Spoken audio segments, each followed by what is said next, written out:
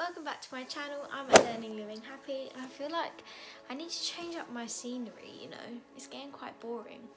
I apologise. Sorry. Something's been playing on my mind for quite a while now, and I literally had like these thoughts while I'm trying to sleep, so like 12 o'clock, and it's going to be it's just a sit down chat video, and I feel like this is quite an important one. And I know I say that about all my videos, but I do feel like these are conversations that need to be said and spoken out loud, and people do need to listen to them, because it's important to consistently work on something and make it the norm for you, because I know these videos aren't going to change the world, obviously.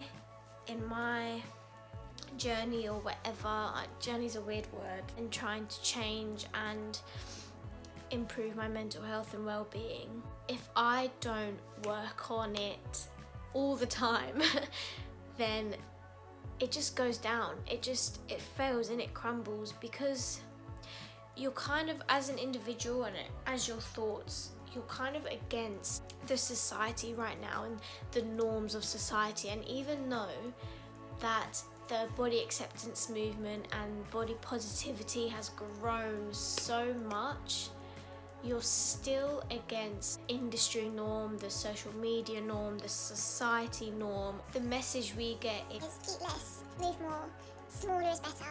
We applaud weight loss, we put it on a pedestal. We have this ideal body image in our heads, and it's just what happens. There's always been an ideal body throughout time, and even though that body has shifted, it's just so, I don't know how it happens or why it happens. There's just this construct of something that we should be striving for. When we're working on ourselves and working on our body image, and we're saying the opposite of what society is telling us and what social media is telling us, it's really hard, because you're going against it. You're going against what you think is the norm. You're going against all the rules that you've been taught in the past. As I said, like, I've actually been doing quite okay, and there haven't really been many like thoughts around food or my body, which I thought at first was a good thing, because you don't want to be spending your whole day thinking about food and what you're going to eat next and whether you've exercised on your body and la la la. It's not a place you want to be, so it is a good sign if you're thinking about things less. But over time, thoughts just creeped in, like really slowly and really gradually, like, are you sure you're gonna have 2 toasts and not 1? Did you just have that chocolate? It looks like quite a lot of food in that plate. You can leave some aside. And it's just thoughts like that just creep in, that you think mean nothing, so you don't shut them down. They just come into your head, and you kind of accept them, and you think they're rational. But then gradually, if those thoughts keep creeping back in and you've done nothing about it, you suddenly then find yourself in a place where you look in a mirror and you don't like what you see. Again, like, you've come back into this place where you're feeling guilt and shame of what you're eating, or whether you have or have not exercised, and whether something feels tight around your belly, or whether you're bloating, only because you haven't shut down these stupid thoughts, and you haven't replaced them with words of kindness. You haven't replaced them with positive attitudes and thoughts to rewire your brain, because this is what you're doing when you're trying to recover, and when you're trying to improve your mental health and get out of this space of diet culture and feeling crap about your body. You're reteaching, you're relearning whole thought process and system, and something to go off by, because for so long you've been placing your worth on the way you look, and you've been associating good foods with being good, and being smaller with being good, and being a good person. So you're trying to break those down and relearn something else. And if you don't stick to that consistently, if you don't shut down those stupid thoughts that you get that irrational, and you know are irrational, but you just accept them, and if you don't replace them, as I said, with, I'm going to look in the mirror today and I'm going to say I look good. Even if I don't believe it, you're going to say you look good. You're going to say that it doesn't matter if you have body rolls, because it doesn't matter. And it is hard. It is so hard, because as I said, you just constantly feel like you're going against what everyone else is doing and what everyone's belief of beauty and health really is. So I got really angry really quickly. Oh, anyway, in a really roundabout topic, I wanted to kind of turn into dancers and performers, because I'm not in the industry right now, I'm not at dance college, but it was very much an option, and it was something that I saw that I wanted to do. And in the time that I would have been applying, I was in a very vulnerable place, and I feel like if I had gone to a dance college or wherever, that I would not be where I am today. I would not have this mindset.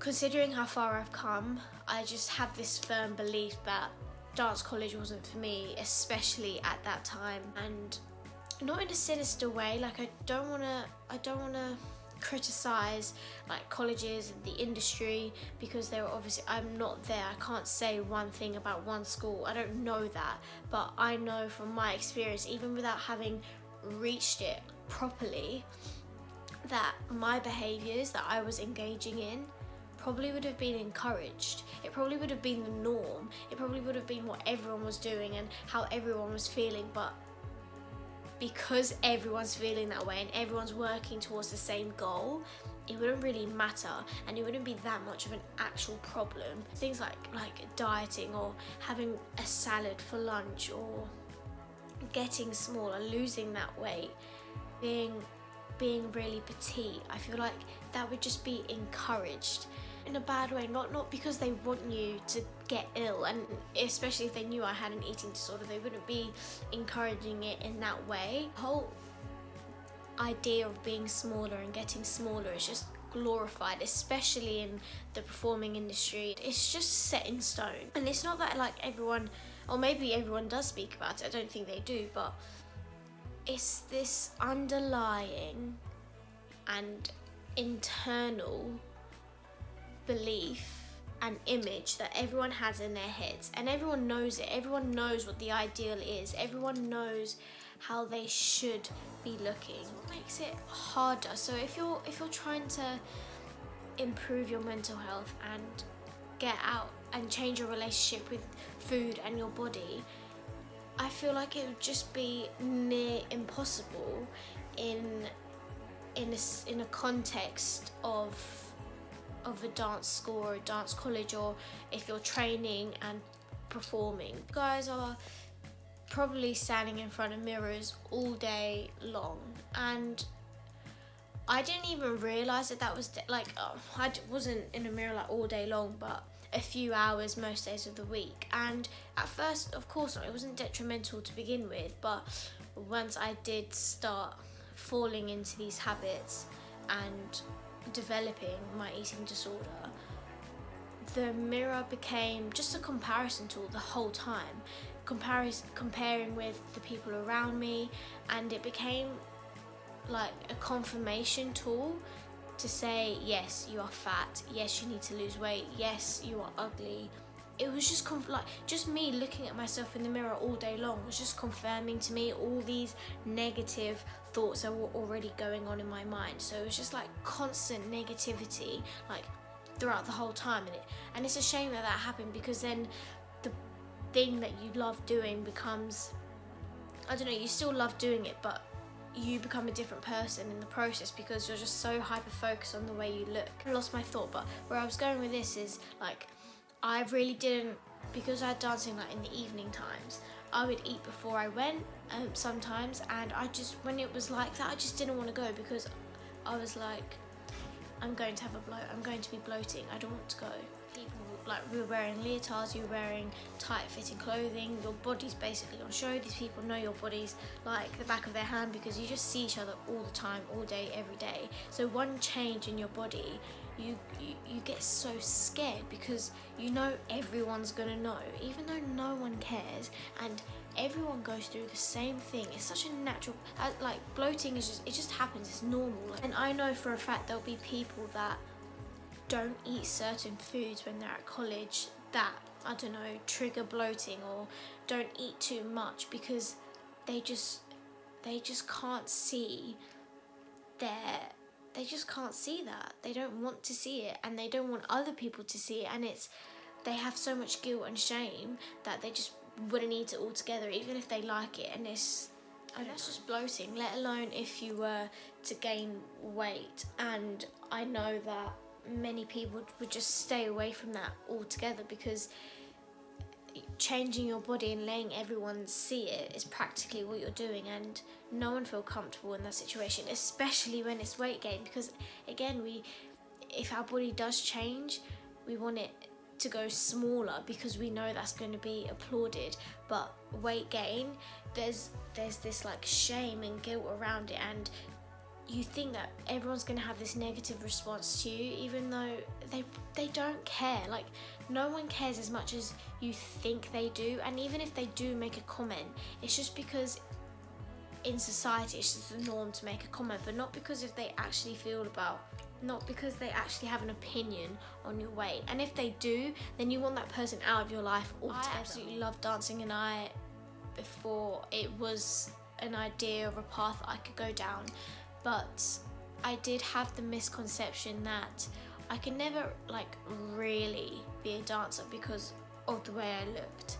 And I just think it's such a shame that children or people that are in college now think that their body undermines their talent, or their weight and their size and their shape undermines their ability to have a career in the industry. And it's so tragic, because it puts down your self-esteem. First of all, like you have no confidence if that's your approach to things. And I wanted to say, I'm not shaming like performers or dancers. They feel this way because their thoughts are so valid and they are real, because it's like these thoughts don't just come out of nowhere. They are real, like society pressures, and they're exposed to it 24/7. Even I know it's not like explicitly spoken about. The teachers aren't telling them you need to lose weight, you need to be small,